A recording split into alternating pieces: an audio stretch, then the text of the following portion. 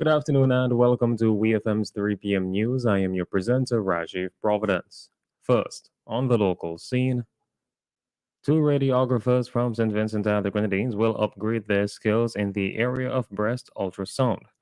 The Ministry of Health said in a release that radiographers Celeste Comerbach Garrett and Janice Nichols will be heading to McKay Memorial Hospital in Taiwan to receive training. This training, which will span for 2 months, is expected to provide them with the necessary skills to perform breast screening using newly received BenQ mobile ultrasound screening devices. Radiographers are allied health professionals who take x rays and other medical images to assist doctors in diagnosing diseases and injuries. They are also known as medical imaging technologists. Minister of National Mobilization Dr. Orlando Brewster, during a recent visit to the northern village of Owia following the passage of Tropical Storm Brett, discussed the damage caused and the action the government is set to take in the wake of it. Minister Brewster said he empathized with those that had suffered losses during the passage of the storm and recognized the trauma that comes as a result of this event. We hear more from the National Mobilization Minister. They suffered tremendous damage here. There's a structure that was here that's completely gone. There are about 6 or 7, to be exact, houses that was washed out. The waves actually came inside of the houses. They have suffered tremendously, and I empathize with the family. I went to the shelter. I visited the families there. They're in good spirits, but this is their everything, their home. This is where they have their memories and so on. And for that to be taken away from them, it is going to cause significant trauma. That was the Minister of National Mobilization, Orlando Brewster. He said that the housing aspect of the situation will be significant as the government will be responsible for finding suitable lands for the relocation of the families along the coastline. Still on the local scene, police in Georgetown have launched an investigation into damage to property and attempted theft offenses. These offenses occurred between Thursday, June 22nd, 2023 and Friday, June 23rd on the premises of the Bank of St. Vincent and the Grenadines and was caught on video. According to police, the suspect in the video is a subject of interest in the investigation. The police are soliciting the assistance of the public in identifying the suspect. Persons with information that can assist with the investigation are strongly encouraged to contact the following: Police Control by dialing 999 or 911. The Georgetown Police Station at telephone number 1784-458-6229, or the officer in charge of the Georgetown Police Station at telephone number 1784-458-6229, extension 4938.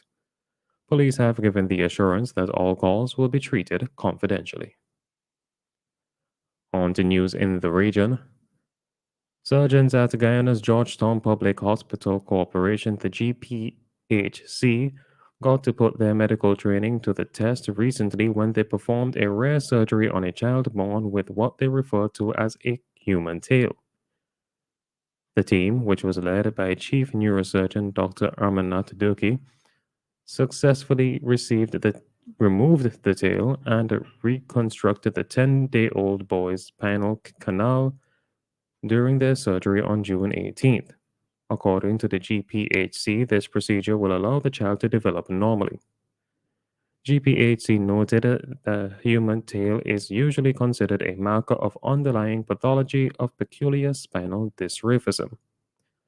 The reported presentations of spinal dysraphism include spina bifida occulta, meningocele, and spinal lipoma or tethered spinal cord.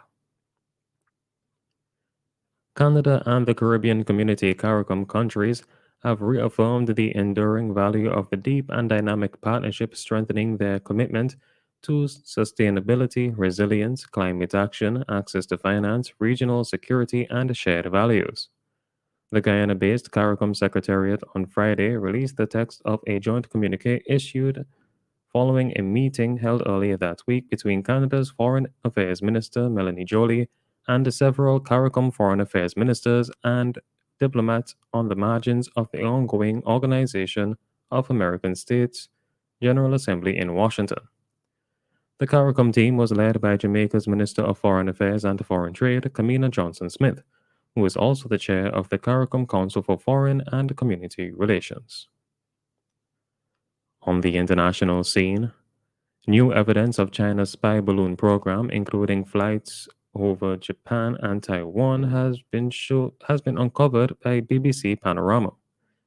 Japan has confirmed the balloons have flown over its territory and said it's prepared to shoot them down in the future. China has not directly addressed the evidence presented by the BBC. US China relations were thrown into turmoil earlier this year when an alleged Chinese spy balloon was shot down off the US coast.